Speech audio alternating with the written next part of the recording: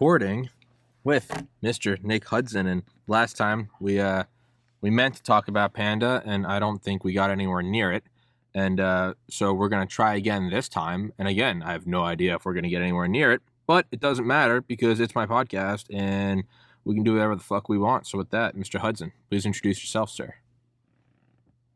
Well, I think the brief introduction is Nick Hudson, chairman of Panda. South African, hence the funny accent. But Panda is an international organization spanning many countries. We got going right at the beginning of the whole COVID crisis, or the COVID malarkey, as I prefer to call it, when we observed that there was a huge gap between the way the media was portraying the situation and the reality that was coming out of the early data. And ever since then, it's just been continued madness. The media are a bunch of liars. The public health officials are in the pocket of Big Pharma. The whole thing has been completely ridiculous. We've broken every single rule of basic public health policy. All of the pandemic respiratory virus guidelines have been thrown in the trash, never consulted again after probably 100 years of intellectual insight went into their preparation. And there's the censorship and the continued media blackout for anybody who raises a dissenting point of view, the complete destruction of science as a result. Censorship not just by the media and social media, but by scientific journals. You have to put the scientific part in inverted commas these days because, there's not much science going on there. So it's been a crazy ride. We're strong, we're growing. It's one-way traffic. People who come to us and read what we have to say and listen to what we have to say and become permanent converts, and there's no traffic in the other direction. So it's a battle that we'll ultimately win, but it's been slow and painful and difficult because of the media circus and this crazy cancel culture, which I had another experience of just today. And, our values as an organization at Panda, we believe in open science. Science proceeds by conjecture and criticism. And so we put scientists and thinkers from diverse fields, a really multidisciplinary bunch, into the room. We thrash out the issues. We don't have to all agree. It's polite. It's engaging. It sometimes gets heated, but always with respect. And we get to the answers. And we've done more research than many of these massively funded public health agencies because they haven't researched anything. They kind of just trumpet a bunch of narrative lines that could have been picked from a comic book. They're so bad.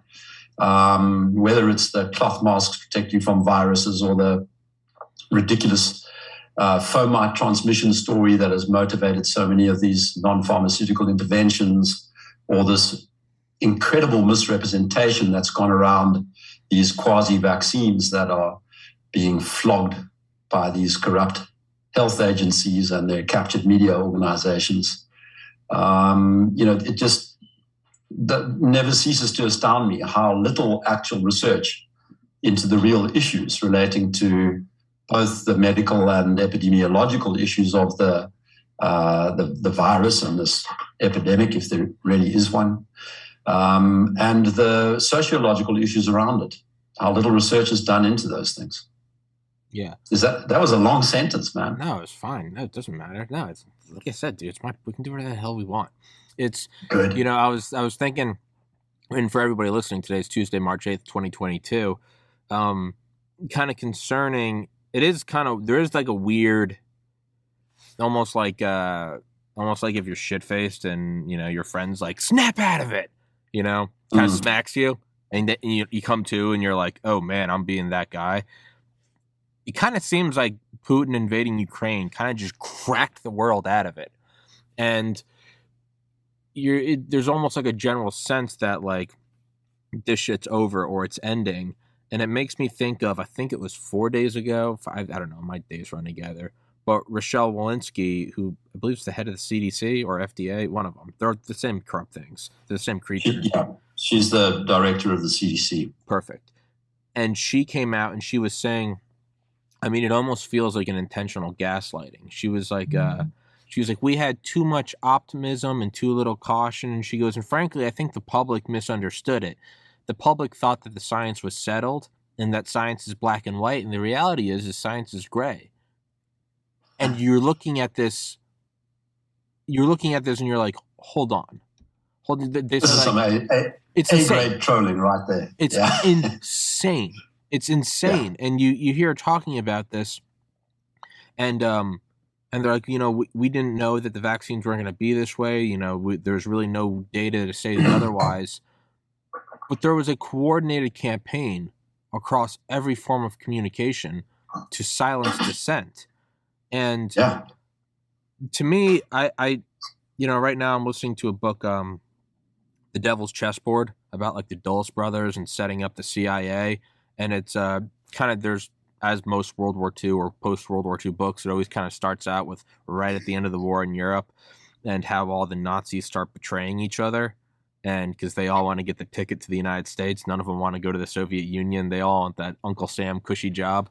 They don't want to end up in a gulag. And they all start betraying each other. These guys that swore allegiance to the fatherland. And all of a sudden, they turn into backstabbers. And that kind of seems like what's going to be the very beginning now. It seems like, and I've been saying this like a broken record for months, probably over a year now, that the dam is breaking. And I think it's broken now. I don't think we've seen the full deluge yet, but I think honestly, I think Putin broke it and not even going to get into that whole conflict, but it feels like it's broken now. And so to me, and this is what I've been saying with doctors for the last year, is you guys have, you have guys like Dr. McCullough and Dr. Malone who do a brilliant job and Dr. Fareed kind of poking holes in the dam. But there are very few, I would say maybe Dr. Urso, Dr. Merrick, Dr. Hodkinson. McCullough. Well, I was going to say there's a very few who have the other side. And it's not necessarily breaking down the dam.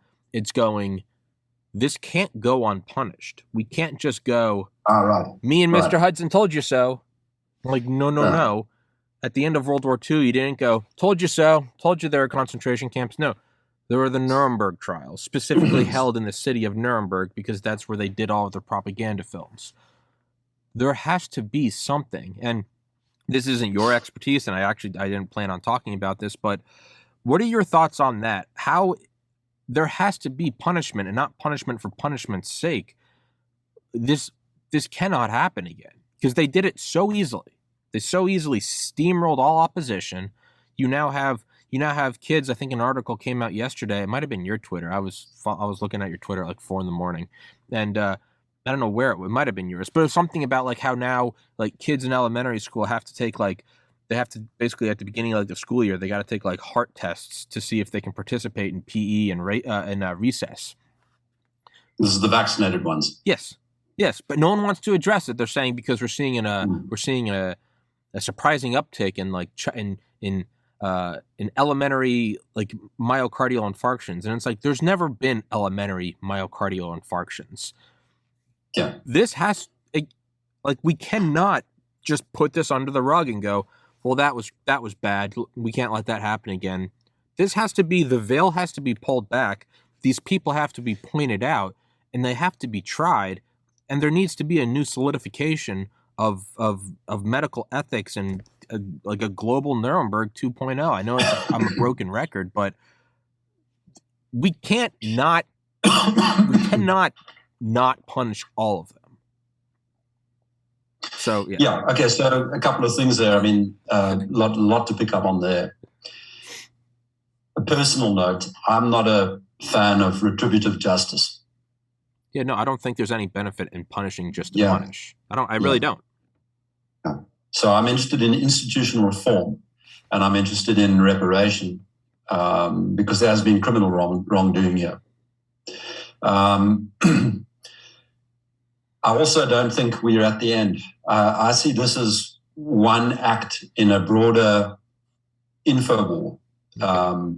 World War III started a while ago, and this has largely been an information war, been heavily propagandized from the get-go with complete drivel. You scare people, their cognitive capacities decline, and they will begin to accept the most ridiculous things. And most of the people in most of the world accepted plenty of ridiculous things. When they look back on this, I don't know how they're going to rationalize it all, but there will be a process of rationalization.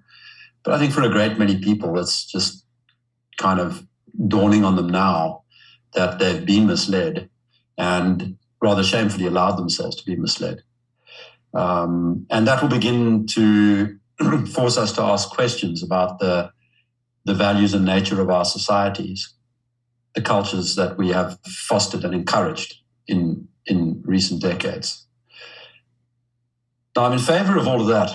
When I say institutional reform, I'm not talking about the pharmaceutical industry and the public health regulators and a couple of university medical faculties. I'm talking about basically everything. Education more broadly has been corrupted. Media has been corrupted. The churches have been corrupted. There's really, I can't look to an institution across any country in the Western world that I look at and I say, I really admire that. There are exceptions. One university here or there that has put up a very brave fight. But, there are real exceptions. For the most part, you just see this horrible cesspool of bad epistemology, bad value systems, the wrong people pushed into leadership positions, this sheer mediocrity. These people who are so incapable of debating anybody or having any kind of scientific or philosophical discussion whatsoever, that the only thing they can do is shout, misinformation, misinformation, and hope that you're cancelled, because there's just no way that they would be able to hold their own and defend their positions. They don't know why they hold the positions. They don't understand the kind of science that would have to be done to support those positions, let alone, put themselves in a position of being able to point to it. So that's where we are. We've seen it does feel like a civilization in collapse. And for me, the epitome of it all is the supranational organizations. Everything, every single aspect of the belief systems of these clowns at Davos, of the, Panjandra at the World Health Organization, at the UN, at UNICEF, at any of these Geneva organizations, these absolute muppets running the Bretton Woods organizations, the IMF and the World Bank, their ideas about economics, they're so unhinged, so deeply unhinged. And you just look at this vast edifice of lunacy and mediocrity occupying the same space, and I stagger at the kind of job that's required to reassert some decent values, some decent epistemology, some decent science, and culture that somebody can look up to. It's shocking. So, on the note of punishment, I am with you. I don't really see any benefit in punishment. I think there are definitely exceptions to serial killers. I think you kind of just got to remove those people.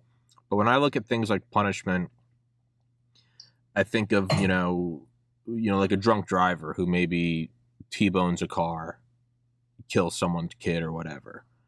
Now that let's say it's me. I'm 31. I think I'm a fairly well-adjusted person. Let's say I make a mistake. We all fuck up.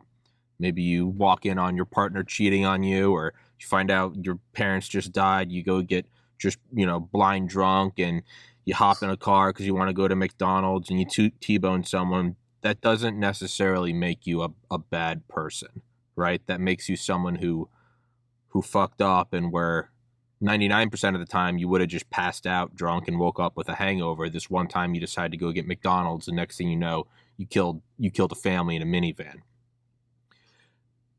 And I see that argument. And then let's say you're put in jail, and let's say you're put in jail for 20 years. Is that someone that really needs 20 years to be reformed? No, I don't think so. However, I look at the other side of it.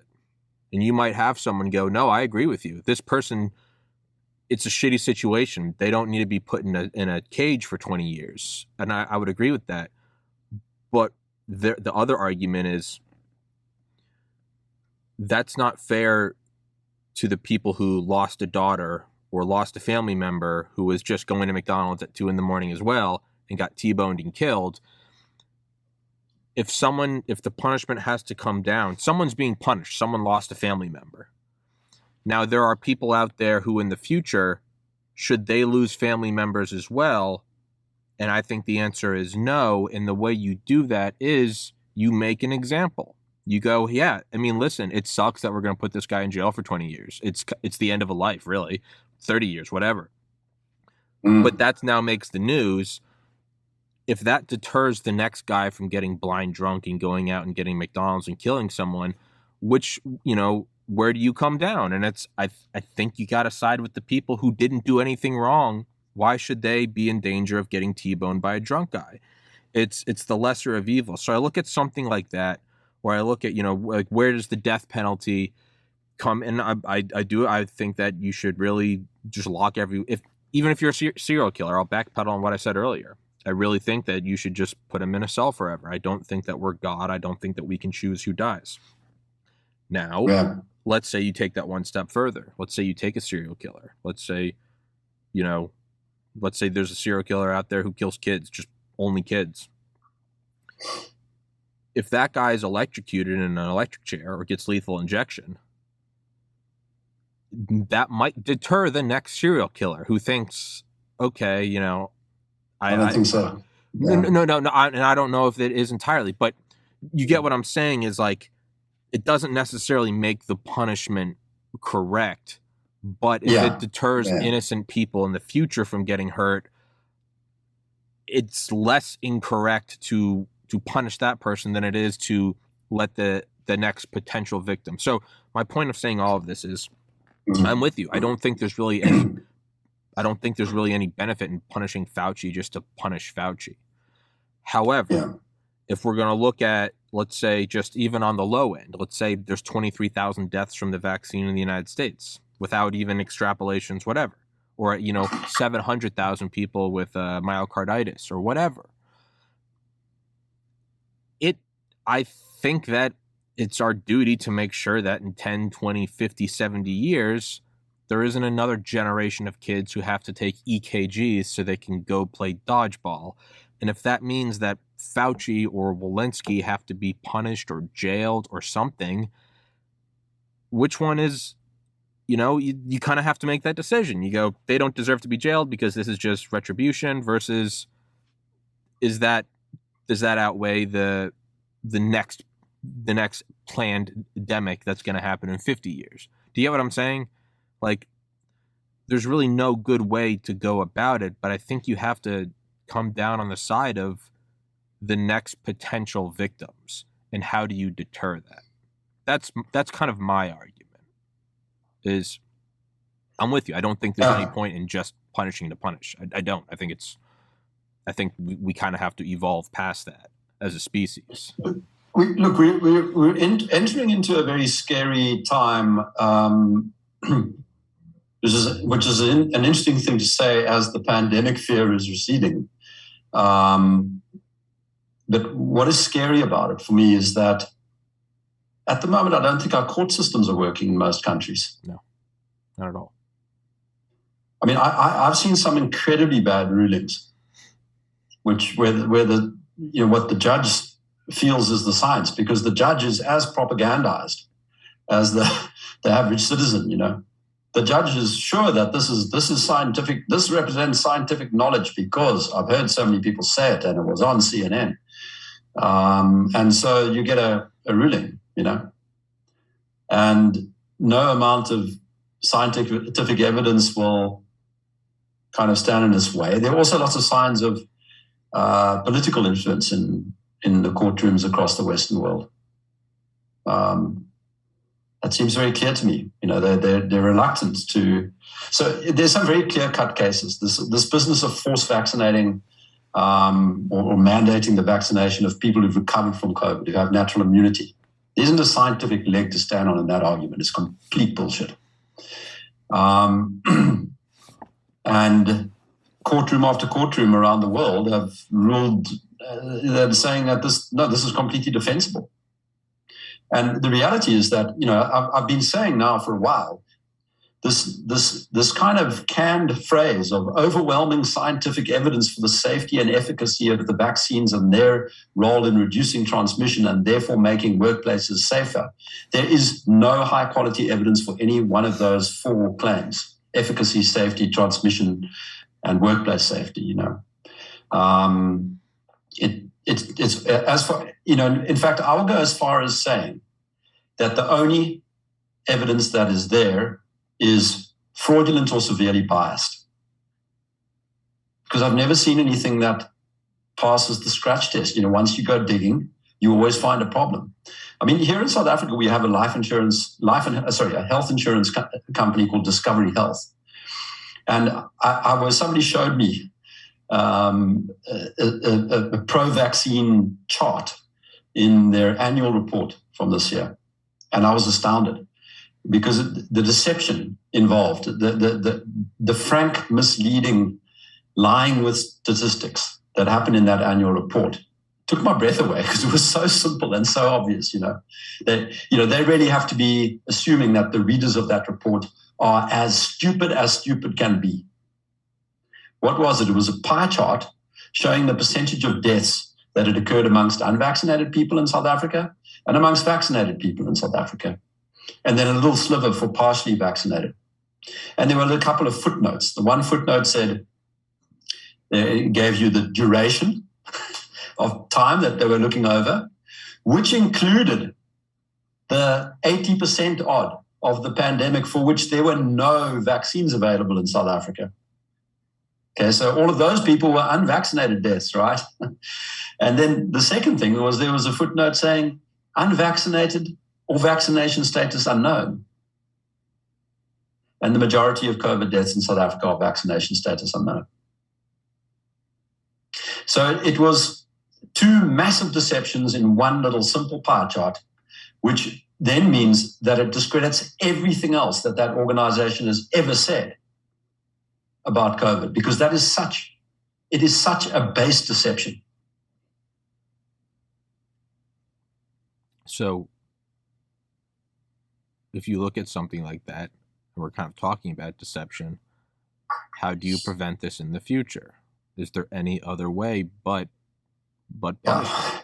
Okay, so the biggest thing for me, not to keep trying to back you into that corner. I don't know why. No. It's so just no one ever really likes to talk about how do we prevent this from happening again. I get it. Everyone's obsessed with how do we end it now, which is good. I'm trying to look at into the future. How do we got to put out a fire now, but in the future, It's like, we got to make sure we install fire insulation, make sure we have fire extinguishers nearby. We got to make sure it doesn't happen again. So that's kind of why I keep bringing it up. Sorry. Okay, so I keep coming back to the most fundamental thing that has gone wrong, is that the notion that centralization is consistent with a flourishing society has become current, and it's a completely false notion. What was the first History has proven this time and time again. What was the first thing you said? The notion? Centralization. Okay. Yeah, this is the big thing. There are now many people in this world who believe that, and this is globalism. It's the supranationals. It's the people who would put more power at the level of federal government and less at state government in the United States. The people who would like to see the World Health Organization, according to the treaty that is hurtling towards signature by 100 and something nations the month after next, would be able to basically take over the executive management of countries and overrule their constitutions whenever they decided there was a pandemic. It's the kind of thinking that is current. This kind of world where there are global crises that admit only global solutions. So we at Davos, at Geneva, at New York, have to be the people who do it, because you cretins out there in the broader, wider world are not clever enough, and B, not able to know the things that we know, not able to do the things that we do. This centralization meme has become incredibly current and increasingly current over recent decades. And that thing has to be fought on an intellectual level and on a legal level. We need to go back to the sets of provisions that have often been utilized to prevent the ossification of power hierarchies. Antitrust legislation. Why have we stopped applying antitrust legislation? The reason it was possible for Twitter and Facebook and YouTube to promote a stack of lies and to censor the truth is because there aren't any competing organizations. We need to cut the heads off those things. Well, you got to think. It's not a good enough excuse to say, but it's the new technology, it's the internet, it's network effects, there's nothing you can do about it. Nonsense. Networks have always existed on many levels in society. You can describe them on sort of many dimensions. And what we do is prevent the power hierarchies that those networks give rise to from ossifying and becoming oppressive. There's always that tension. And we've taken the foot off the gas when it comes to breaking down hierarchies that are in danger of ossifying. When I look at something like how come there aren't antitrust laws, I really think the only rational explanation you can have isn't it like I'm friends with a guy that used to do business in China for several years, and he was like, when you're in China, you're basically, the law is set up so that you're kind of always breaking the law, but they don't punish all of it, right? It'd be like if in the United States a law was that you couldn't drink out of water bottles while doing podcasting. I'm going to get tried if I go out and kill somebody or go rob a bank, but they're really not going to come punish me. Now, however, if maybe someone doesn't like Tommy, they're going to go, oh, you're drinking that water bottle. So we're either going to come arrest you, or maybe you just stop interviewing Nick Hudson. So I think about antitrust laws like that. You have people in the government who are able to they were doing it in the early 1900s with Teddy Roosevelt, right? They did it with Bill Gates in the 90s. They could break these things up tomorrow. I'm sure the legislation's sitting on the shelf. But, and this is just my own Machiavellian mind, I would go, I think you bring in the heads of Twitter, Instagram, Facebook, YouTube, Snapchat, Reddit, and you go, we are going to break you guys up, and we're going to remove your stranglehold on the population, and you kind of shutting out other competing businesses. Or maybe we can't do it because we're the government and there's the First Amendment, that pesky thing. Maybe you guys, I don't know, maybe you guys push the vaccine line and suppress the ivermectin line. And then, well, why is the government saying that? Well, then you have behind that, you have who are the biggest lobbyists. I think above defense contractors are Big Pharma. So that's the only logic for me about why they aren't being broken up. It's not because people say, oh, people in the government are stupid. They're not stupid. They're competent and they're malicious. The Nazis were not stupid. The Japanese were not stupid. Evil, not stupid. Taliban is not stupid. They're evil, but they're not stupid. Same with the Viet Cong. So when I see this going on and we go, why is it not being decentralized? It's because it's being held over the head. We're going to break you up tomorrow, or we look the other way. You guys can rake in profits hand over fist. Maybe you push this line. Maybe you push that line. So, but I guess the question then arises, so how do we break it up? How do we remove this, like you said, this meme of centralization, if it seems that the very centralized thing has ossified its ability to centralize? The monopoly has become a monopoly on monopolies, if that makes sense. Yeah, look, I mean, historically, those situations are resolved with violence. Yeah, which kind of brings me back to like my earlier thing is like, so how do you prevent us from getting at a point in this again in the future? Who knows? Maybe peace is out of the question. Maybe it's just a matter of when there's violence. I don't know. Yeah. Look, and I think that has to do with, one of the first things I said was that it's one-way traffic. People wake up. Yes. They don't unwaken. Yeah. And so the mass is growing. People are waking up. And at some point, the threat of violence becomes such that there's capitulation. Got it. And you do see it. I mean, there's a mad sort of climb down coming. You mentioned Walensky. She staged numerous of these climbs down. What's the plural of a climb down? Yeah, climbs down in recent days. And it is gobsmacking for those of us who sat there saying for 2 years what she's now acknowledging, having said exactly the opposite for 2 years. Well, in her case, it was a little less than that, a year and a bit. But, it's clear that there is an unraveling of the narrative. But what I mentioned earlier, which is that we're involved in an information war, and this is one of the acts in that war, one of the battles in that war.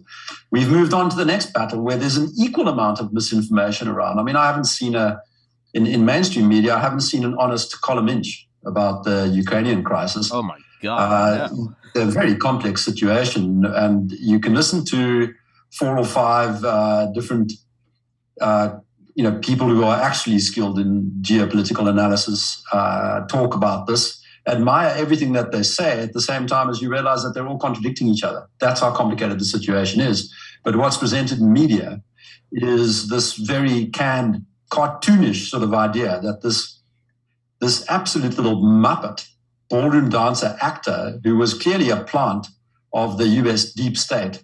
It's openly, there's an open suddenly CIA a hero coup. who's going into battle. What a joke! What a complete joke! It's not even a conspiracy. It's a CIA plan. It's just ridiculous. The ghost of Grozny, completely manufactured stories. Almost every single image that we're seeing is faked, or comes from an entirely different event. There's just no truth in it.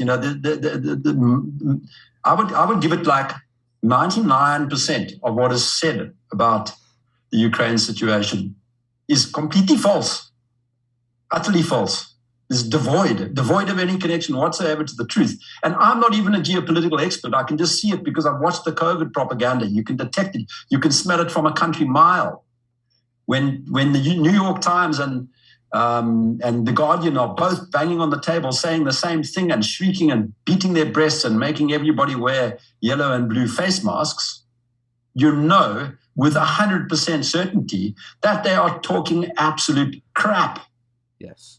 It makes me think of like right when the election happened, right? November 3rd, 2020. And immediately if you do an episode on YouTube, back when I was on YouTube, and you wrote election or you wrote fraud or you wrote stolen or whatever, you get the little blue label and it'd be like the election, blah, blah, blah. And I remember I got my first strike on YouTube for interviewing a CIA veteran who was just talking about like the possibility of the election being manipulated. And I was like, well, this is a dangerous precedent. And like a month later, I got my first strike for talking about COVID, which ultimately would be my death knell and get me kicked off YouTube.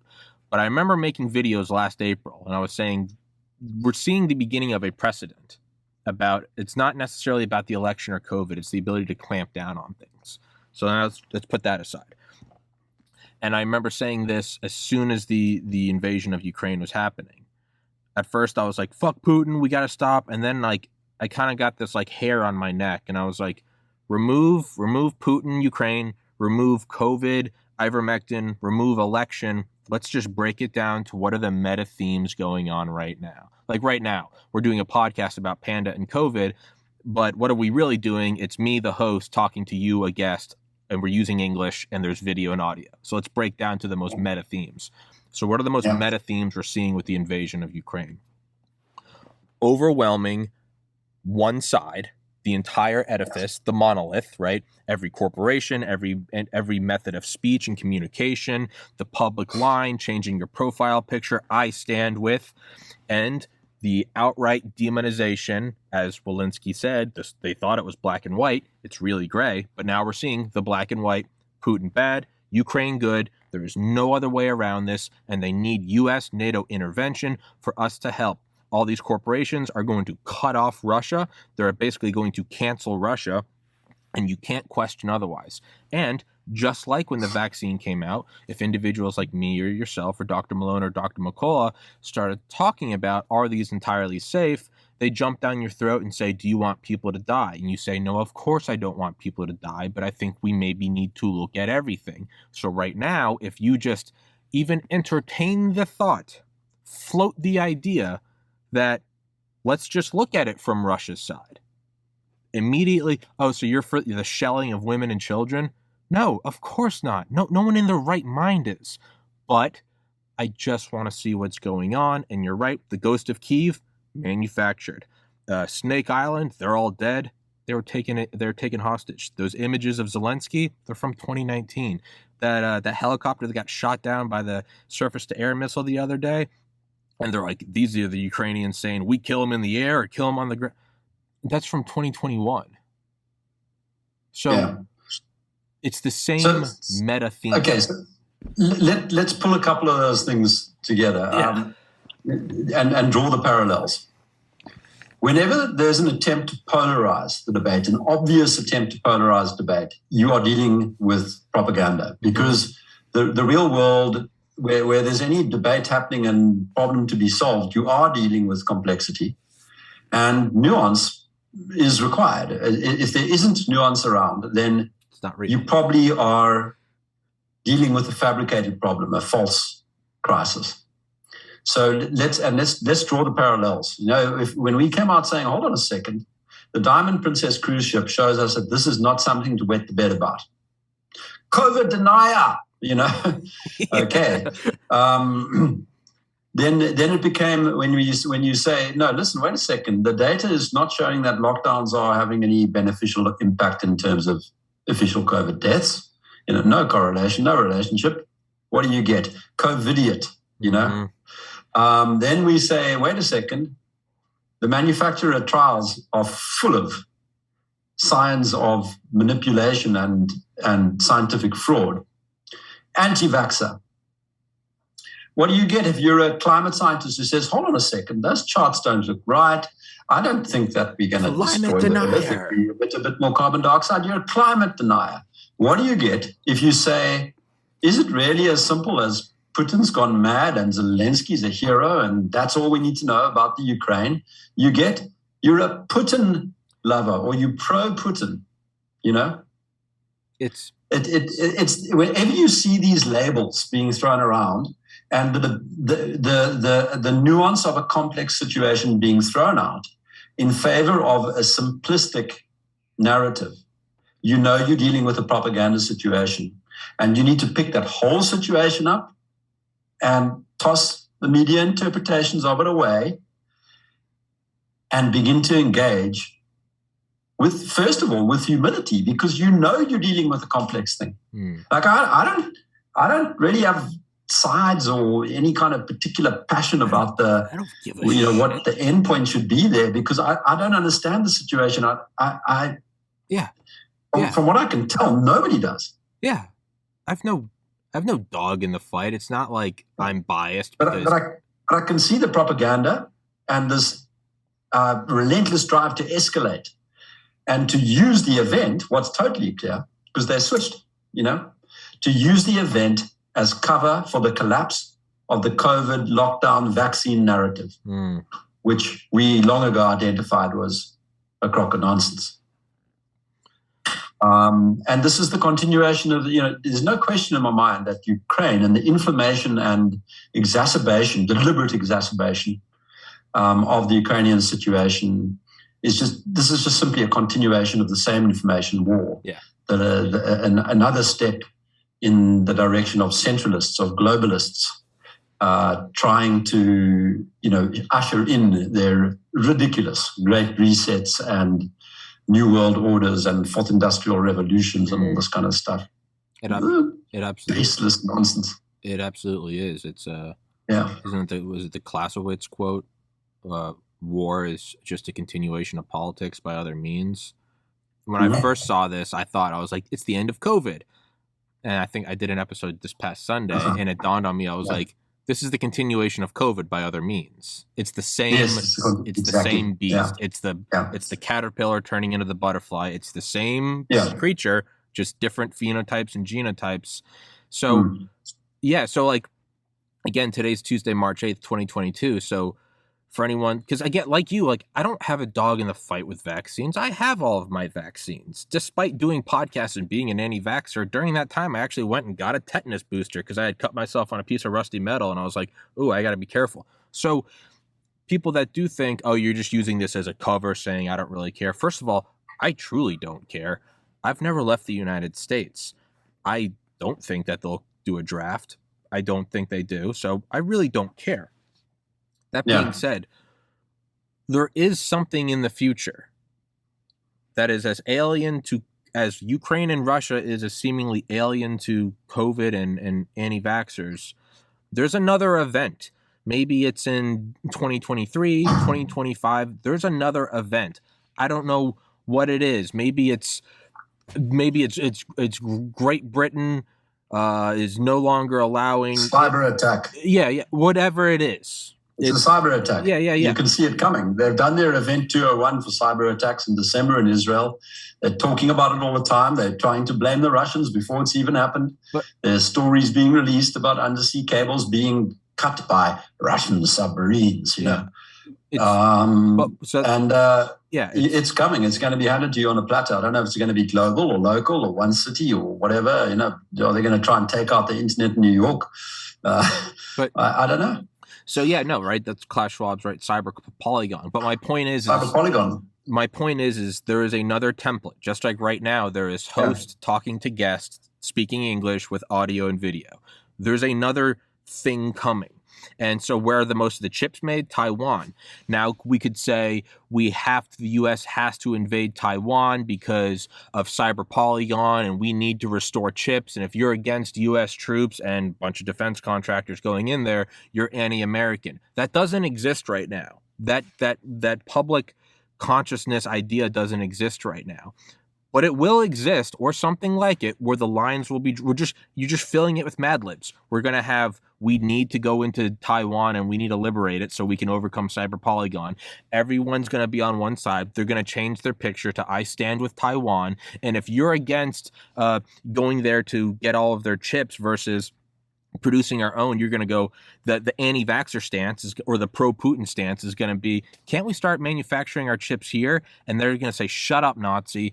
It's the same thing. And you're seeing these patterns again and again to where everyone takes one side. And as you said, when you're dealing with something so black and white, right? When you're dealing with something so black and white, it has to be wrong. And I think you said it well, because in my limited mind, my logic is when the media, when there's one lockstep message, my mind is to automatically believe the opposite.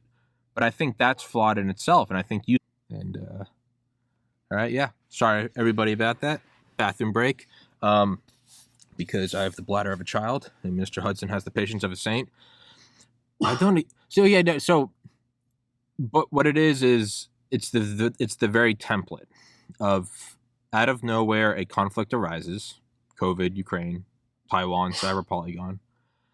Sides are drawn and they're given to you. You're told what the right side is. And if there's any nuance or second guessing of the side, you are instantly an ally of the evil side. You should be censored. And the justification for your censorship is because it's for the security and safety of all of us. And in that name, measures will be passed that will either strip your freedom and or harm you physically, and it will be done in the name of your best interest. And by the time the dam breaks, a new set of conflicts will arise to make you forget about the last one, and it's going onwards. So it seems like the Great Reset's kind of rolling out successfully. Yeah, well, it'll never be a success. For the reasons that I pointed out, this centralization never works. And it might be worthwhile just talking about why that is the case. Sure.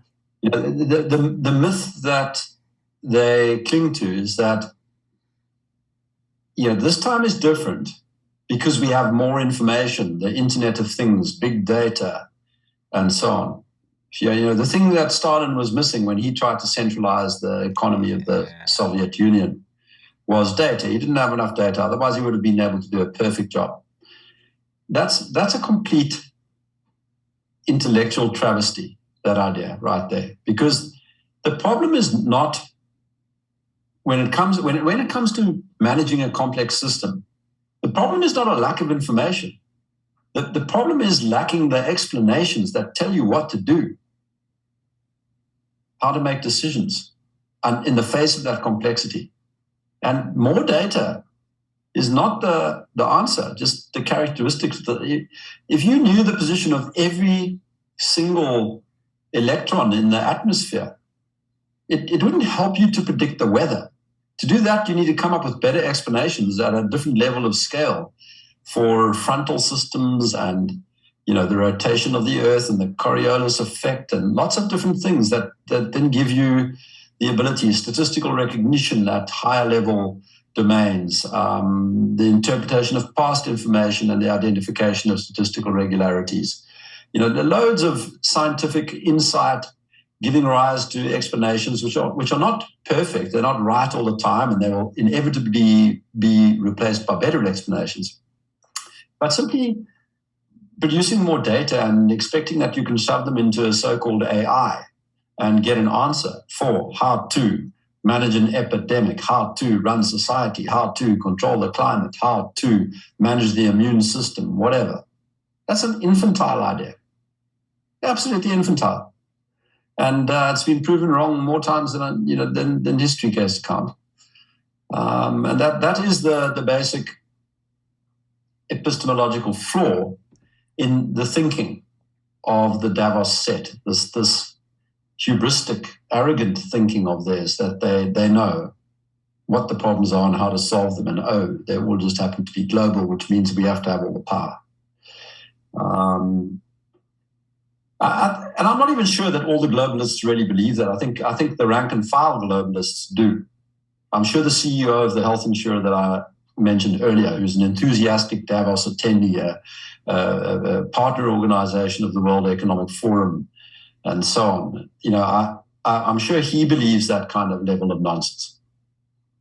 But at the top, where the real levers of power are, I think there's some people who know very well that they're talking absolute nonsense and are doing it purely because it involves the accretion of power for them. It's a control issue.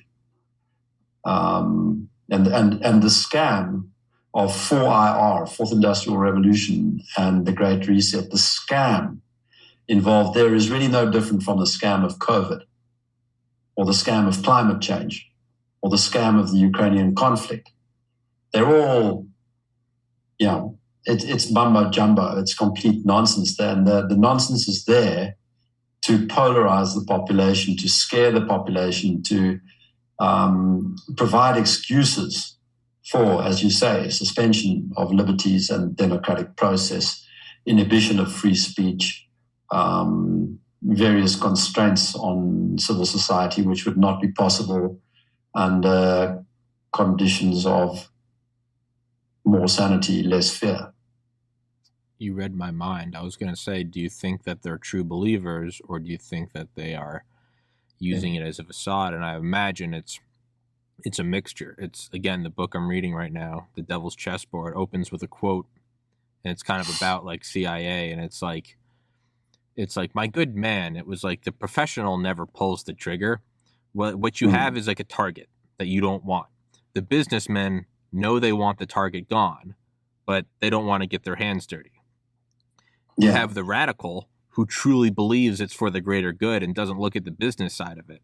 And then you have the intermediary, and that's the CIA. So they find the big business interests. We'll put you in touch with the assassin, but we're not getting, the businessmen are going to remain unnamed. The professional CIA, we're not going to do it. You get the radical who truly believes what they're doing it. They carry it out. They're also the fall guy. And that's how you carry this out. And it's supposed to encapsulate the Dulles brothers, who I'm speaking out of my ass about because I've been reading this book for 2 days and now think I'm a genius. But that's, I think, what we're probably seeing. You're going to have the very enthusiastic we have to go to Davos, World Economic Forum. This is for the betterment of man, transcendence, climate change. I think you guys have the guys at the very top that know it's all horseshit, but it's very well crafted horseshit. Yeah. Very much so. The guys at the bottom are interesting cats because they're by and large bitter people. That's what I've come to realize. There's this sort of really second-rate sort of associate professor at one of the local universities in the city that I live in, Cape Town, who's been a relentless denigrator of Panda. It's quite comical. He sits there with 200 followers on a Twitter account, lobbing insults at us for 2 years, like an obsessive person, And it's very amusing. I just blocked him long ago because I didn't want to have the temptation of wasting my time responding to him. But the interesting thing about that cat, what I learned about his psychology. Here he is. This is a man who's not done anything of use to man or beast ever in his entire life. He hasn't done a commercial thing. He hasn't started a business. He hasn't created anything. He lectures students. Sorry for them. That's it. And he lectures them in some theory that is of no value to man and beast. And they love this moment. They've kind of got a sense of power. Although they're being completely manipulated themselves, they have no power. They don't choose what to say; they get told what to say. Mm-hmm. And he's got this sense of power, and this kind of visceral enjoyment of lording it over people. And now's the moment we're locking everybody down, and we're going to be heroes for saving everybody from the deadly airborne Ebola. It's a moment of drama in an insignificant little life. And those people are legion. And that's why they rush from the one episode that will permit the kind of, the destruction of all the noble things that they cannot be. Yeah. So they don't want to just, they don't want to come in there and try and de-escalate Ukraine and Russia and see if there's maybe some pragmatic solution to be found. No. They'd like Putin to be assassinated and, off they go. Tanks lined up and missiles and lots of money thrown at it. And we need to make a huge performance about the Ukrainian refugees and say nothing about the Russians who've been beaten up for, 8 years or something like that in eastern Ukraine. Or all the anti-war protesters in Russia that are getting rounded up right now. Yeah, or that, yes. That's exactly the right kind of point to make. They're just not going to say anything about that. And by the way, they're also not going to say anything about the mass starvation going on in Madagascar, which makes the Ukrainian situation look like a children's picnic. What is going on in Madagascar? Teach me. Okay, so Madagascar is an island nation off the east coast of Africa. Very poor country. Quite a spectacular place. That's where all the lemurs are. They've got their own little mammals that don't exist anywhere else, and it's got a very differentiated climate. And in the southern part of Madagascar, there's a kind of seasonal labor story that goes on, but lockdown has basically shattered the economy of that country. And as a result of the lockdown, when it is spoken about in media, which is very rarely, you're not going to see it on the front page of the New York Times tomorrow. When it's spoken about, they try to attribute it all to climate change, but it's a lockdown-induced story, clearly. There's been no significant fluctuation in rainfall in the affected provinces. But there's a massive humanitarian catastrophe going on there right now. And it's not like it was yesterday. I mean, this has been going on for a while. Column inches received 0 because you can't scare or drive the drama with the tale of starving black people on an island off the coast of Africa. That's just not going to get these Muppets exercised, right? So they don't use it. It is by far the biggest story here. I mean, many more people are going to die as a result of the lockdown in Madagascar than have died globally from COVID, attributed to COVID. many more, just in one country. And it's not even remotely. I didn't know about it until 2 minutes ago. Yeah. Well, that's that's what is at stake there. Now, hopefully I'm wrong, but the point is that a threat that's much worse than COVID or Ukraine, because the Ukrainian situation, the danger of that situation is entirely owing to the situation being hyped and escalated deliberately by these globalist clowns, these deep state clowns. So, you look at this in kind of, you want to pinch yourself. You want to wake up from this alternate reality where the information is so distorted and misleading and taking people away from reality. And these little academics who've got their moment in the spotlight, their 200 Twitter followers, and their little mask that they wear makes them feel important. These little guys, they don't know anything about Madagascar. They don't know anything about Ukraine. They couldn't find it on a map a week ago. Yeah. And now they suddenly think Zelensky is the hero. Now we got to go invade. Hero in the world since whatever, Napoleon, Caesar, take your pick. It just staggers. It does make me think of, kind of on the notion of like the importance of not doing decentralization. Maybe we have to approach it the same way. We have to approach the problem in an undecentralized way instead of, this is just kind of a thought experiment. We have to approach it. You and I have to approach it in an undecentralized way. So instead of saying it's all World Economic Forum Davos, which it is, but maybe we have to go at the individual. And I think that's what you brought up earlier perfectly. These are unhappy people. These are miserable people. They, the reason you hate when you see someone like your exact age and they're in really good shape is because what you see in them is what you could be and what you deep down know you could be. If you could just wake up a little earlier and hit the gym, right? Or when you see someone that went out and created something, maybe a podcast, maybe Panda, maybe you start making music in your own room and 10 years later you're number one on iTunes. What it really is you're seeing someone who tapped into the potential that exists within us all, and through hell and harrowing conditions, they turned that coal into a diamond. And instead of acknowledging that you could be a diamond, instead of putting the work in to become a diamond, or instead of addressing the reason why you haven't become a diamond, it's much easier to say, fuck that person, they're a piece of shit, because you pull them down and you don't have to address those internal problems. So, it's people who have never done anything for anybody. But now they get to be a Medal of Honor war hero in their mind by ratting on restaurants who have more than whatever the COVID lockdown says you can have, by screaming at someone and saying, you're a pro-Putin puppet, you don't stand with Ukraine.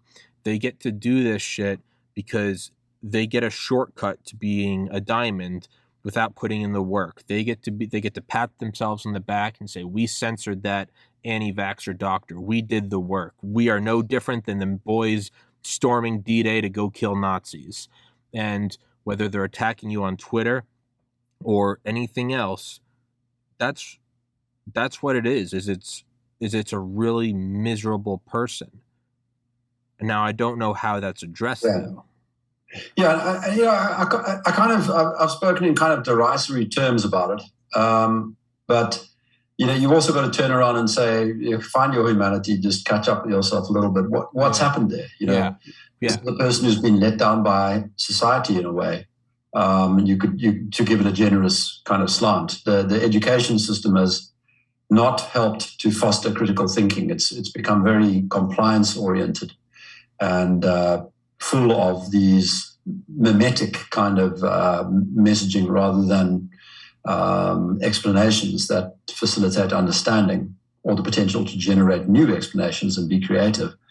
So you've got a person who's probably been steeped in that kind of world, is for whatever reason not managed to take the leap into the critical thinking domain. As a result, their lives are kind of meaningless. Purposelessness is probably a sense they wake up with every day. And something comes along that they can attach to that seems to give it meaning for a while. You can sympathize, you know, the same way that you'd sympathize with somebody who didn't have an education at all, who grew up in a poor place. Their understanding of what's been going on in COVID and Ukraine and whatever is probably zero, because it just doesn't enter their daily realm. You know, they've got more pressing issues to deal with, and not too fazed by whether Nick and Tommy say some interesting things or some boring things on a podcast. Yeah, and if you and I just sit here and attack them and say, "Oh, they're just miserable fucking losers," well, now we're kind of justifying their anger. Yeah, because now they go, "Hey, these guys just identified why I am the way I am, and they said I'm a miserable fucking." So now they do have a reason to hate us.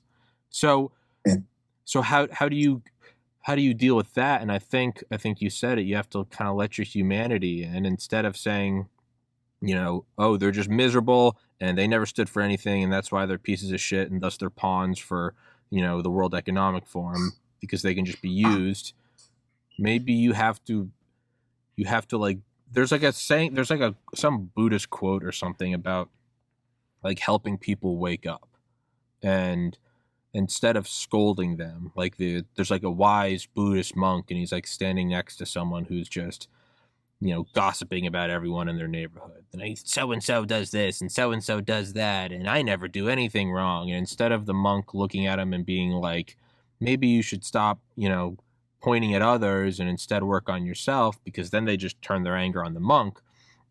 Instead, you just sit there and kind of just nod and just let them talk and let them talk. And it's described as throwing a rock down you want to be the well, and they throw a rock down the water well, and they're expecting a splash. Don't give them the splash. Just sit there and let them throw the rock down. Let them throw the next rock down. And eventually they kind of come to that they're just sitting there throwing rocks, and why are they doing this? And so instead of splashing on them and being like, "You're a bunch of fucking losers, all you have is the ability to change your profile picture to a Ukrainian flag," I think instead you just kind of have to act as fertile ground. You have to act as fertile soil for them to grow in. You kind of just have to hear them out, and instead of saying they're losers, be like, "Dude, I get it. I get it. There's a lockdown. Nobody gives a shit about anything. We all feel helpless. And a little thing comes along that gives you a little spark of life. You get to grab onto something and actually feel, and you get to go, fuck these anti-vaxxers. It feels good because everything else in life is so meaningless and colorless. Why don't you take that and instead let's maybe try to work towards giving life more meaning and color? And how do we start that? I don't know. Like you said, it's a one-way road to Panda. Maybe we start looking at this, and if someone comes to you and, you know, you'd, instead of saying, "Oh, you're an idiot, you believe the COVID narrative," I think it's much better to maybe say like, "Hey, dude, I fell for it too, and it sucks. But, you know, it's better to," it's like the quote, "If you find yourself in a hole, the first thing you do is stop digging." Be like, yeah, it sucks to get tricked. It sucks to believe the narrative and feel stupid. But, you know, why don't you come aboard and we can all try to work towards something better? And I don't know. The interesting thing is I've spent a lot of time trying to work out how people are going to rationalize having gone along with this. But it doesn't seem to be as difficult as I thought. Apparently, you know, this idea that people will experience such severe cognitive dissonance that they'll create these elaborate rationalizations that allow them to continue believing that there was a huge health crisis that warranted shutting down the world economy and killing any number of people, you know, a great deal more than the virus itself, sort of thing. That all of that was actually reasonable. It was all orderly and sensible. But what I've noticed is when people come to thank me, which happens all the time now. I go out in the street, in a restaurant, whatever. Somebody comes up to me. They actually just say, you know what? It was in that video or in that talk that I realized, oh, hell. Or they tell me that they actually realized that this was nonsense because of XYZ event. And ever since then, they've been listening to us. Yeah. And that's fine. I'm like completely cool with it. Like I have I sort of, the person who was with us from the beginning, I mean, they're very interesting to analyze, and we can talk about that for a while. What am I seeing is the psychological and kind of cultural commonalities among the people who saw this thing for what it is right from the beginning.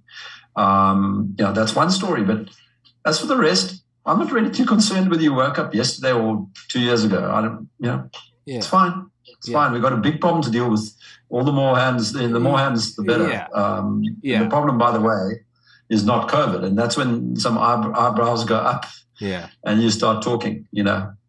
The problem is the system that gives rise to it and how that system is articulated and where it comes from, which is a very complex story. People want simple answers. They want to hear that it's Bill Gates. Bill Gates did it, No, Bill Gates was seriously involved, and he's, been a disaster to humanity. Yeah, he's a demon. But he's just one story, one part of it, and he himself emerges from a culture, from a value system, from a set of very bad memes, ideas, and he interacts with other sets of bad ideas, and they find common truck with each other for the time being during COVID, and they cooperate, producing more bad cultures and more bad memes, and all of that festering BS is there to be untangled and to be looked at. And so you ask the question, how do we stop this all from happening again? I'm still not a fan of the Nuremberg idea. I mean, maybe for the big ringleaders, sure. Klaus Schwab's and Bill Gates's and Carney's and Fauci's, of course, and Tedros and the Trudeaus and Macron and what's her name, Ardern from New Zealand. These people who've just been so destructive. Maybe there is a Nuremberg process for people like that, but I think for the rank and file public health people, I'm not interested in that. I think in South Africa we had the Truth and Reconciliation Commission after apartheid, and that was I think a useful process because it at least allowed people to get answers. What happened to their uncle who disappeared? Who was it who planted the bomb or assassinated so-and-so? People get answers, and there's something in that, and it provides you sort of the roadmap to learning something about how to spot this and how to reduce the chances of it happening again. But so the Truth and Reconciliation Commission better than Nuremberg for most of the story. But above all, let's not get too tangled on the detailed appropriation of blame. Yeah. Let's solve the institutional problems, which are many. You got electoral reform, public health principles, decentralization of any number of organizations. I think we've got to look at constitutions, and in big ways. We've got to seriously think radical thoughts, like because one of the problems here, the drift towards centralization, I think, is partly to do with the increase in the size of the state. The moment the government becomes the biggest customer for all the businesses out there, then the mutual corruption, the mutual infiltration of government and large corporations becomes inevitable. And I think the only solution to that is to actually put some kind of fundamental cap on the size of the state as a proportion of GDP. I shouldn't say the only one, because as I said earlier, there's always a better explanation out there than the one that you've got at any point in time, no matter how well it works. So but I think that those are the things we have to consider. I don't believe that there's some laws that you can pass that will allow you to contain a state that is 56% of GDP, as it is in France, I believe, and the infiltration of that state by corporations who happen to be, at the large end of the Pareto curve. So you've got to kind of,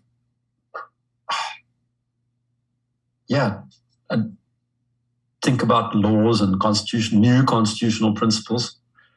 I don't believe you can go back to those old documents all the time and find the answers. They shouldn't be static. They should be dynamic. We get better. We do improve our principles for how to govern things. And yes, when you change some essential document, it should be with a very high threshold of support and an extended period of debate. But we do need to look at those things and dust them off and say, why did they stop working? Yeah. Because they really did. They stopped. I think you're correct in that, instead of actually, now I'm going to pause it. I got to go use the restroom. Thinking about that, I'm kind of backpedaling on my own earlier arguments. I think the idea of a blanket Nuremberg is just as bad as like only Davos and the UN can save us. It's one giant. It's kind of like one universal vaccine. It doesn't work. There's a lot more nuance. So what you said, I think, is great.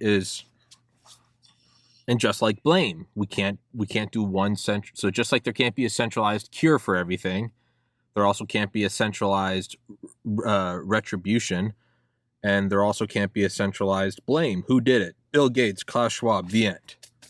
Yeah. No, these guys didn't just. Hitler didn't just wake up one day and go, "I'm killing 6 million Jews." Schwab didn't just decide, "I'm taking over the world." It's not whack-a-mole where you just bop it and then it's gone. There's a deeper thing that we need to understand. And when you go, COVID's not even the whole problem, and people go, what? You have to kind of, we got to get to the base level. What is the base level? That there is a never-ending reach for power by human beings. That's just, we all want food, we all want sex, we all want shelter. The sun rises in the east, sets in the west, the tide comes in, the tide goes out, and another natural law that seems to never go away is that there will always be people who seek a disproportionate aggregation of power and go through any means to get those. And early on, they weren't too good with it. They would just go in with armies and swords and shields and kill everyone. And over the millennia, they got better. And now they know to word it in such a way that they make you think they're doing it for your own good. It's the most evolved form of power. So I think that's maybe the discussion that has to be had, is like, sure, Bill Gates is bad, Schwab's bad, but we have to understand what this is. It will never go away.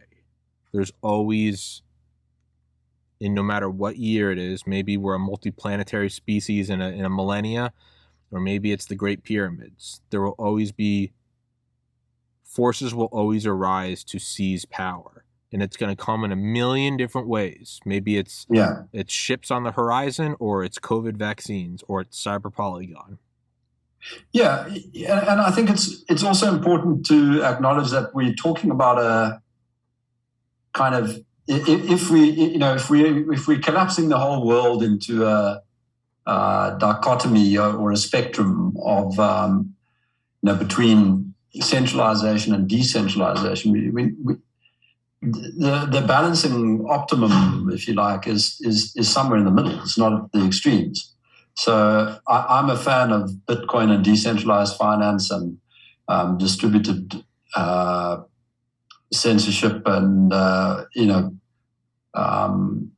those kind of concepts for the time being, because I believe we need to decentralize relative to where we are right now. We're way off the optimum, way off the optimum. And so, the solution isn't to impose radical decentralization. That's as bad an idea as radical centralization. And it's where, I'm not saying all libertarians, but many libertarians go wrong. I think they end up with this conceptualization of the optimal society as being constituted of these radically atomized individuals. And that's not a good recipe. We are fundamentally social. We do better when we cooperate and engage socially and build things and create little hierarchies left, right, and center, making it possible for people with energy or willpower or creativity or a good idea or a bad idea even to go and give it a go. We need hierarchy. We need structure. We need these things. But what's happened here is it's become, the scale of it has become so stratospheric that we are in a position of destroying the means of error correction. So when a new idea comes up and it's a terrible idea, we don't cancel it. Ironically, it doesn't get shown up. It's not refuted, subjected to the criticism that's required to sweep it aside and make way for a better explanation, a better idea. And that's where we find ourselves right now, in a probably the most exaggerated example of centralization that the world has ever seen in terms of its global reach.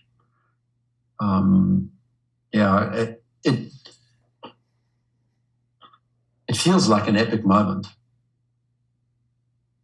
Really, it does. And the tools are right there to bring the evil empire down. We've got the clever droids on our side, sort of thing. But it's going to be a mammoth undertaking. I don't think this war, the Third World War, which is the information war, not something to do with Ukraine. Yeah. This Third World War that we're in, I think it could last beyond our lifetimes. Yeah, it seems to be the final war. No, there's no such thing. Well, I mean, okay, all right, yeah, that was a narrow-minded thing to say. I mean, but it's unimaginable. But at the moment, that's fine. It's unimaginable, but that's because we lack imagination. Sure. Given new technologies and new ideas, we'll have plenty of imagination. We'll always find a way to bring hell to earth. Yeah, we'll find another one. Yeah. That's what we do as humans. We bring hell to earth. But no. You see, that's it. Sorry. I mean, Tommy, in terms of war. Yeah. But also always beauty and we're the only creative force in the universe. So my thoughts on the final war, which is an erroneous term, is that it seems like, and I could be wrong, it seems like for the first time, instead of it being a nation against another or an alliance of nations against another, the Allies versus the Axis, for the first time it seems like it's, instead of this horizontal nation versus nation, it's this top-down, all nations versus, it's the elite of all nations versus the people of all nations. That's what I mean by... This is a class battle, yeah. Which seems very different than the first two world wars. You know what I mean? Okay. That's what I mean by last. That's what I mean by last war. It seems like it's the... No. Yeah. So let's talk about that a little, because one of the tricks that I think is quite an extended trick is to convince people that there is this political spectrum of left and right. Yeah. I see no substance to that. There's no kind of coherent assessment that I can use to categorize people as left or right. And when you think about it, you think, oh, well, yeah, okay. No, wait a minute. If you're going to make a dichotomy, let's talk about the specific dichotomies. What are the actual opposites? Because left and right, well, that's just sides of a physical object, It doesn't really draw straight. And it's not good enough to say, well, it's just the convention. We talk about those people who are progressive. They're on the left and everybody else is on the right. No, That's also not good enough, So what this exposes is that there's a tension between liberalism and authoritarianism, and that the labeling of our political poles has gone completely wonky because there's nothing left of liberalism on the left. Nothing. If you pick up John Stuart Mill and try and draw a line between the classically described liberalism and what is going on right now amongst the Democrats who would mask every child from inception to death, and jab everybody in sight, no matter how immune they were, and do all sorts of radically authoritarian things. Well, they've abandoned liberalism long ago, and it doesn't help to be shaking your head and saying, but the greater good, the greater good. I mean, that's also just an excuse. So we've got to talk about those concepts and try and see if we can't restore some coherence to political discussion, because left and right ain't going to do it. I call people out all the time when they use these phrases. I say, it's meaningless. You're actually part of the psychosed population if you're using those terms. Yeah. You've been taught this. You've been coached in a way that maximizes division. You're part of the problem. I don't care if you're on the left or the right. If you're using the term, if you're seeing the other party as on the other hand, then you are part of the problem. So don't. Just stop it. Let's understand. Let's start actually thinking and understanding what it is that we are fundamentally disagreeing with. Because I think in shining some light on it will help, and people will realize, well, we don't disagree on that. We don't, So the term progressive is another one. I don't know a whole lot of people in my life. I know people from all sides of the political spectrum. I've lived in whatever it is, 12 international cities from Texas to Geneva. Sorry, I haven't lived in Geneva, Zurich to Cape Town. Very different places. I've seen it all. I've got friends from many walks of life and backgrounds. I don't know anybody who doesn't want progress. I've never met such a thing. What, somebody who wants to go backwards and live in a cave? I don't know. No. Yeah. Somebody who wants to, who thinks it's much better if we throw homosexuals off buildings and we should stop actually tolerating them. Yeah, I know there are places where they do throw them off buildings, and that's what they've always done. But I just, the idea that there are such people, such anti-progressives out there it's like a conspiracy theory. Yeah. A real conspiracy theory. Yeah. I've spent time in the most, in inverted commas, conservative places in Texas, because that's another term that I think needs to be scrutinized properly and replaced with a better one. And I just saw nice people, really nice people. Yeah. And I spent time in Hell's Kitchen in New York, which isn't likely to vote Republican anytime soon. Well, maybe they're giving it a good go now. But I just found nice people who want a better world. Yeah. So progressive sucks, left, right sucks, conservative, liberal is a completely false dichotomy. It's confusing too completely. We got to stop. These things are actually harming us. Those false polarities. They're used, I believe, by powerful people to sow division, and in so doing, taking the eye of the common man off the real problem, which is them, the elites, the establishment, the people with the levers of power in their hands. We need to get a bit more. We need to muscle up to the idea that we have to replace a lot of our vocabulary and think about the world in different ways in order to find agreement, to find a coherent force with which to take on this apparently monolithic story. It makes me think, you're never going to find any. I mean, I've lived in urban areas and rural areas in the North and the South. The vast majority of people in any one place are good people who will happily help you out, who want to be shown the same respect that you show them, or vice versa. Yeah. Every once in a while, you do find someone who, they probably are actually, they want to go backwards, right? Like a Ted Kaczynski. And it's like, well, fuck that guy. Put him in jail. He's sending bombs to people. That's no good, right? You do come across a Saudi Arabia where they're throwing gays off roofs. And it's like, there's no negotiation there. Fuck them. But the idea, I think you're right. It's when you look at the differences between quote unquote left and right people, it's like the differences in humans. Like if you took the whole genome of all of us, and sure, at first glance, you could find very different people. You could find a tall, buff, black man, and you could find a short, tiny, skinny, white girl. And it's like opposite ends of the spectrum. But that's just the phenotype. If you look at the genotype, we're like 99.98% identical. And if we get lost in that 0.02%, that's retarded. Excuse me.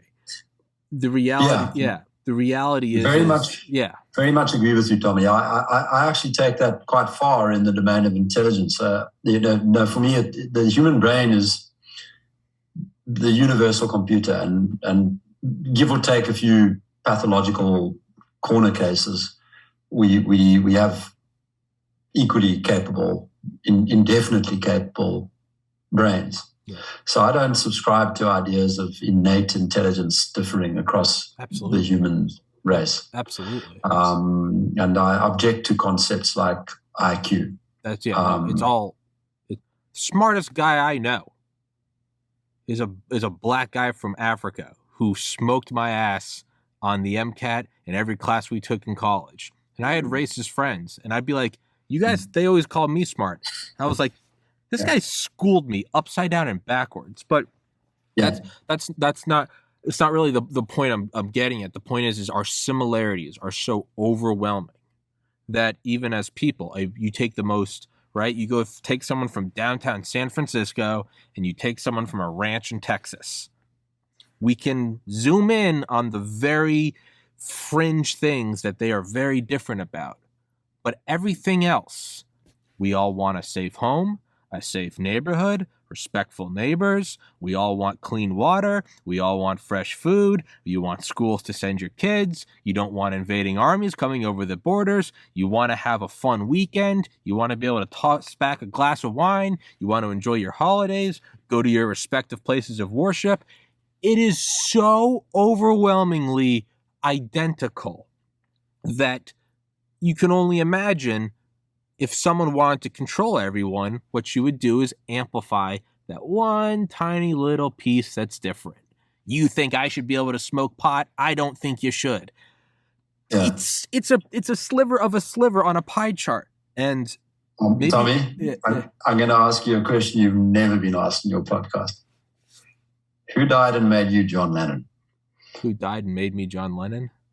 Yeah, I've never been asked that. Imagine, you're on the imagined trajectory where all the people living life in peace. Because the reason I'm switching to devil's advocate here because I basically agree with what you're saying that a lot of the differences that we're waging pitched battles over are trivial irrelevancies, and that's part of the game, designed to divide and conquer kind of story. Mm-hmm. So I'm with you. I agree with you, but there's, dispute and engagement is, again, let's maybe see those as positions on a spectrum where we want to optimize. You want like an element of violence almost.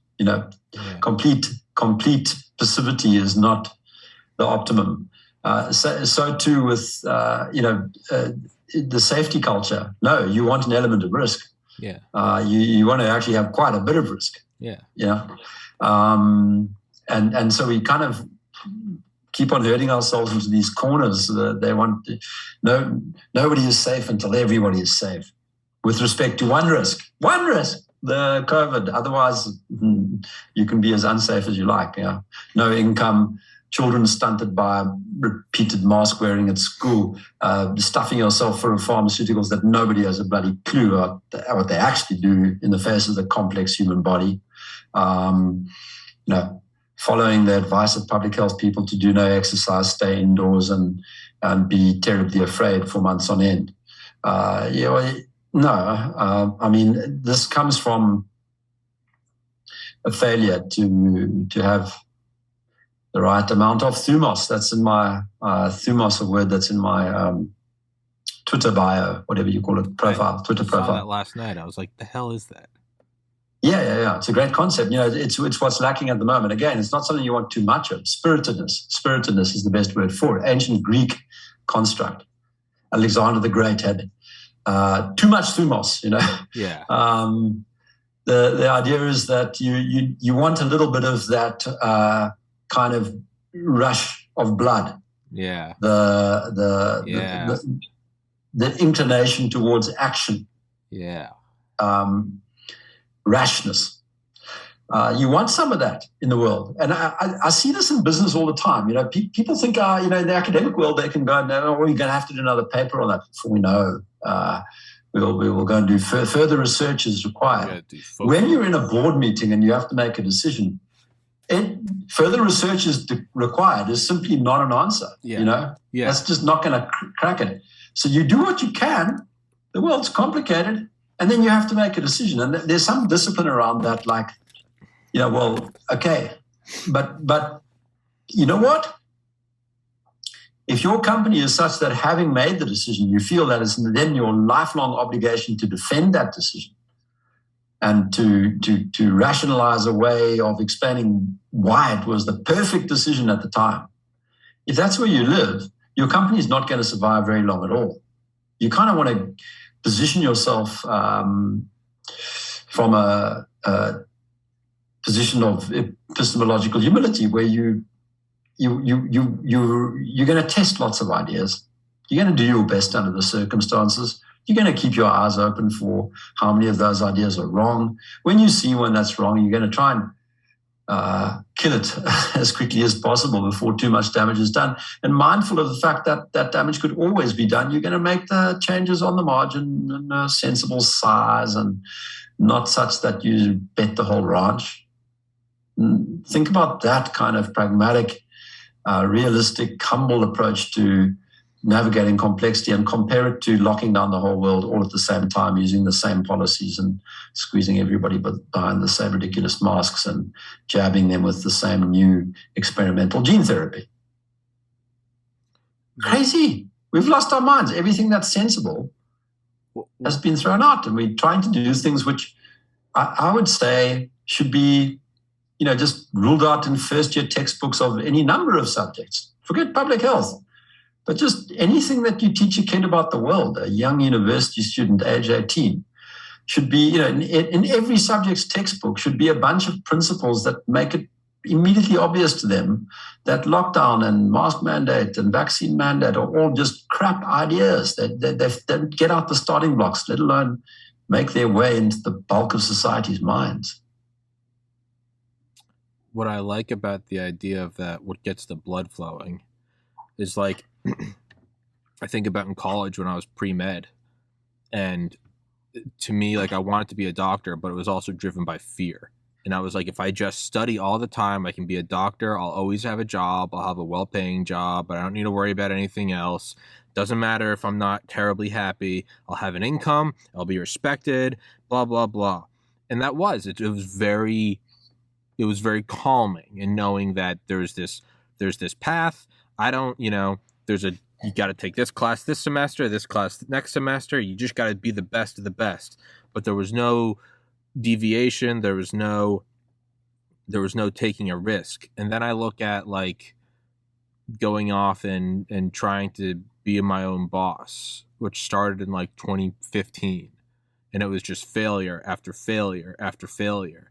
And because I was taking too big a risks, I was going too fast and too loose. And finally in 2019, I kind of like brought it down to like a happy medium where I had the repetition of being pre-med and studying every day, which was doing a podcast every day.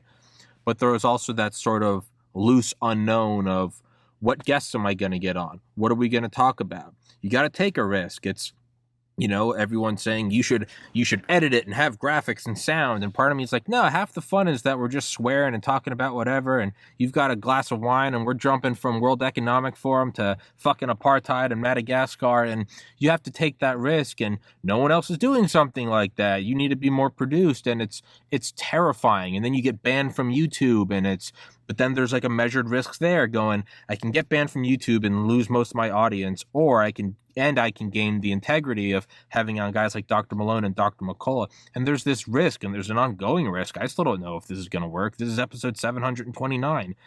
But it gets the blood flowing, and there's a huge risk.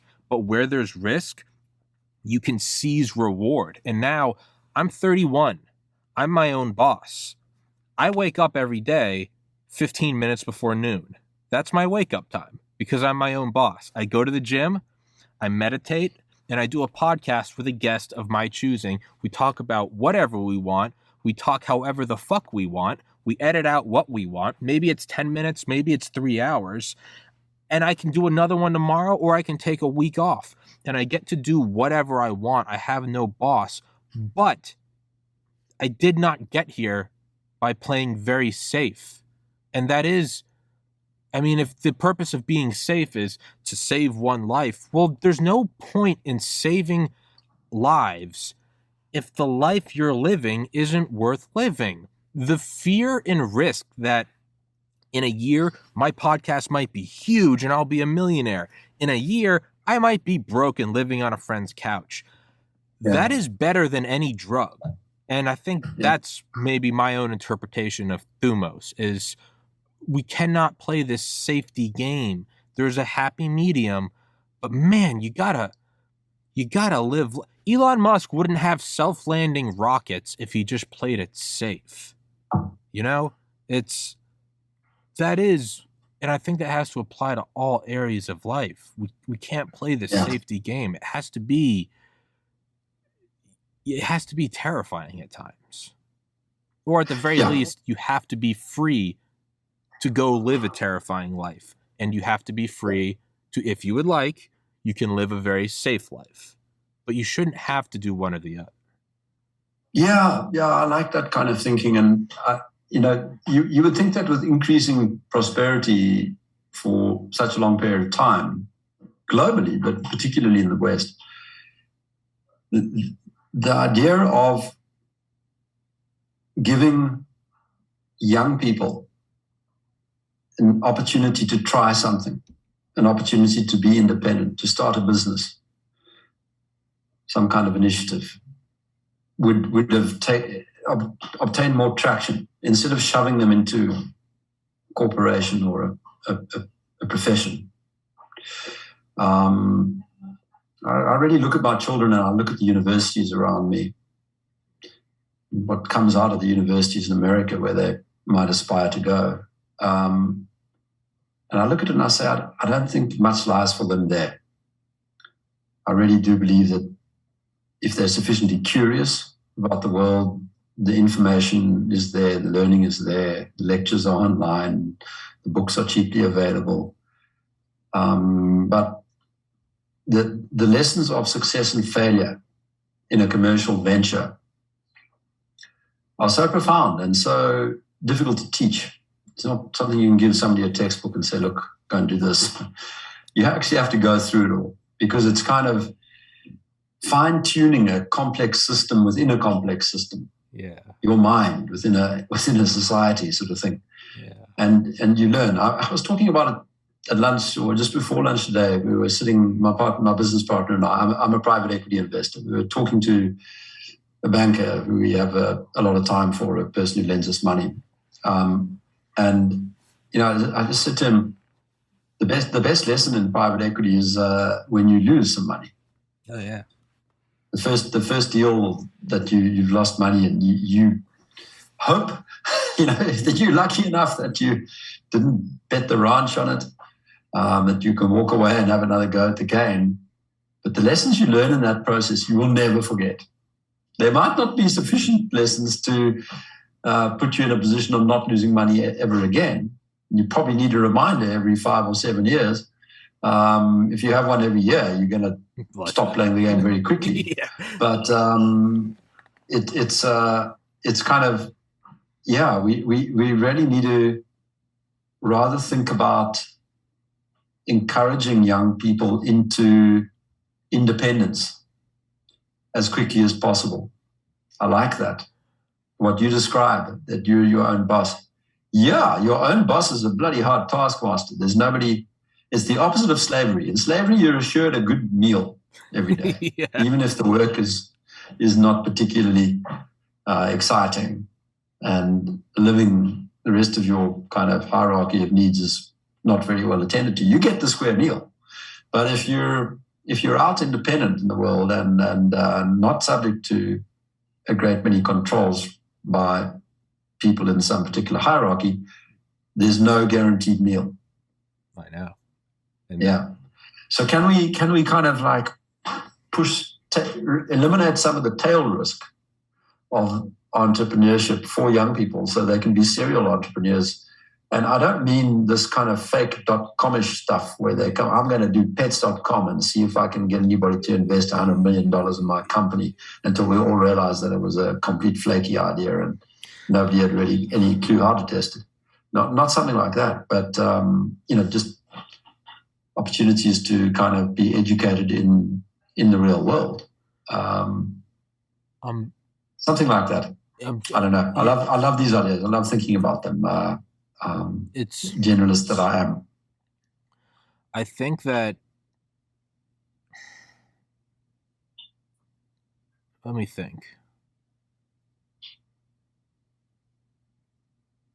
For me, it almost starts at like,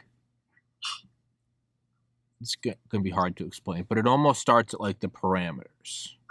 So like before we start recording, what I said to Mr. Hudson was like, hey, I cleared 3 hours for this podcast. We don't have to use all of it, but we have that time. So to me, it was like when I finished college, I was really kind of thinking about the fact that I am going to die one day. And not long after I graduated college, I lost a brother to suicide. So I had a very big existential midlife crisis at 23. Mm-hmm. And so to me, that was the boundaries. I was like, I'm alive today. Mm-hmm. One day I will not be. Okay, check. Now something happens in there. I can't just go out and start having nothing but fun, because that's what I did for about 2 years after my brother died. I was like, it's over. Life is over tomorrow. I gained like 70 pounds. I was drinking. I was doing pills. I was smoking pot. I was just doing every drug I could get my hands on, and it was miserable. All right? College was nothing but work, playing it safe. And you eventually kind of come to this synthesis of the two, where at the back of your mind, you still know you're going to die one day. But you also know that you can't just play it safe all the time. And so if you want to go out and embark on something, when I decided I wanted to go be my own boss, I didn't even know what I wanted to do. It wasn't like I had a brilliant idea and I drop out of Harvard to go. I'm an idiot. I didn't even know what I wanted to do, but I just wanted to be my own boss. And so what I did was I was like, what am I most passionate about? At the time, it was writing. So I just tried that, and I failed and failed and failed and failed. And eventually, like you said, if you're losing money every year, eventually you fail so much that you go, all right, maybe I'm not learning lessons. Maybe this just isn't an avenue. And then I tried graphic design. I taught myself graphic design for 2 or 3 years. Got really good at it. I didn't take any lessons. I didn't take any courses because I just wanted my own organic wild shit. That didn't work out. And then the podcast, and it kind of started to work out. But what I think I'm trying to get at is there truly is, it's a catch-22. I don't think there's any roadmap you can give to anyone. I would say that at its most base form, you have to choose something you love, wildly passionate about. Yeah. You have to work harder than anything you've ever worked at in your life. Number 3, you have to be repetitive. And number 4, whenever you get to the point where you start to think this isn't going to work and I should just go get a normal job, remember that you're just going to die. And I know that sounds bleak, But you can never go back to normal if you are acutely aware of the fact that you're gonna die. You're going to die. It's gonna, not other people, you, Nick Hudson, you, Tommy Carrigan, you will one day be nothing but a fading gravestone in a graveyard off the side of some highway. And when you have that realization and feel it in your bones, that finality erases everything else, and you just keep working. And when you do that, you do break through. And to me, what really helped was during like the 7 years of trying to become my own boss and just failing and failing and failing and failing and failing and failing, was I would go back and I'd find lectures from like Steve Jobs or Elon Musk. And then I would go back like 20 years and I'd find a younger version of them. And you go, hey, that motherfucker's like me. You hear Steve Jobs going, man, I used to stay on friends' futons. I'd collect beer cans and turn it in for change. And I would go to class just because I thought like, he's like, I just thought like the calligraphy class was cool. I didn't know how that was going to apply to computers, but that eventually led to us making our own font system. And you go, I'm that psychopath. Now, what's the difference? They just kept at it forever. So I know that's not really an answer, but I would say realize you're going to die, find a passion, and just needle away at it until one day when you least expect it, it just breaks through. That's the best answer I have. It's interesting. It's interesting hearing that story played back to me. It's not really the path that I took in life, and I'm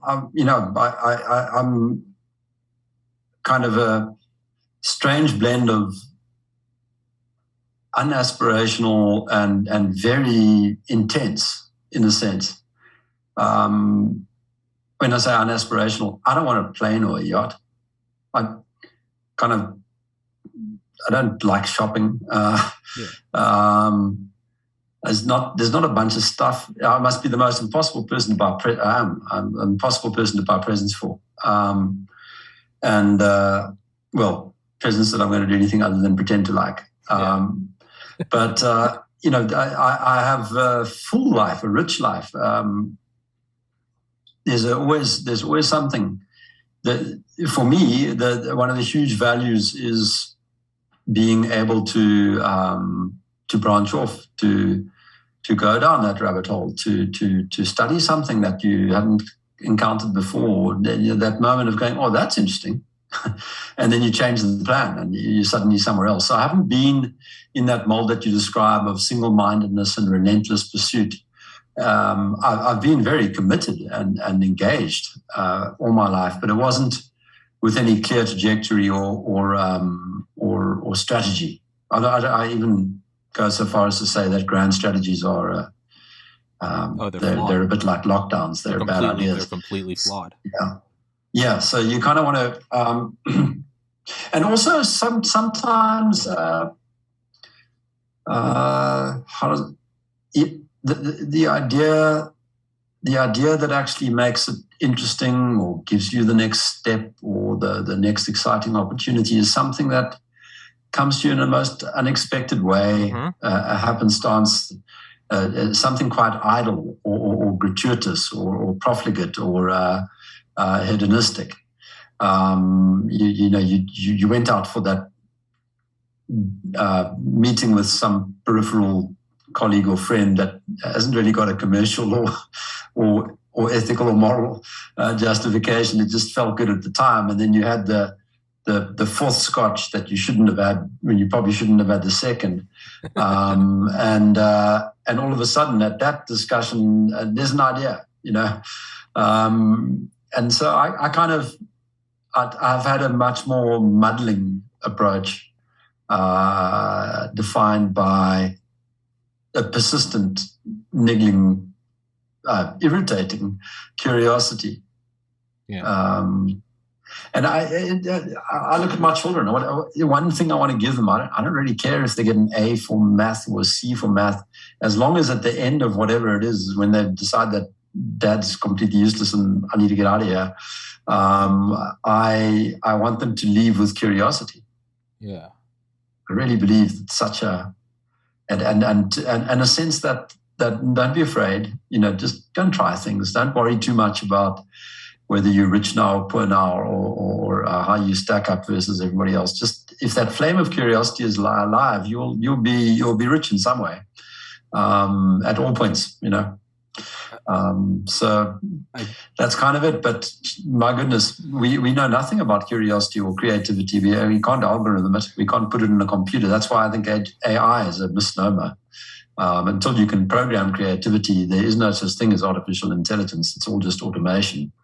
And we fool ourselves in a lot of ways by imagining that these computers are actually clever in some fashion. So it's or a better way of putting it, that the programs are clever. They're not. They're just automatons, like a bow and arrow is. So yeah, that's the fascination. There's a nice thing to be curious about. Be curious about a theory or explanation for curiosity. There we go. That's something you can think about your whole life, and you'll never. Yeah, but just that kind of energy for me is, it's what would put the twinkle in enough eyes. Instead of this highly systematized, we're going to do a utilitarian calculus on how the world should be run. No, you're not. I think what you said, I think it perfectly illustrates my point as well. Is we just talked about our highly different paths and approaches to life. I don't think that anyone true going out and becoming your own boss, true curiosity, there is no roadmap for it. Ours are completely different. I was like, work hard every day at one thing, and you were like, follow curiosity. Wildly different approaches, but they both got us to where we wanted to be. So again, I think to boil it down even simpler, it would be remind yourself I remind myself every day.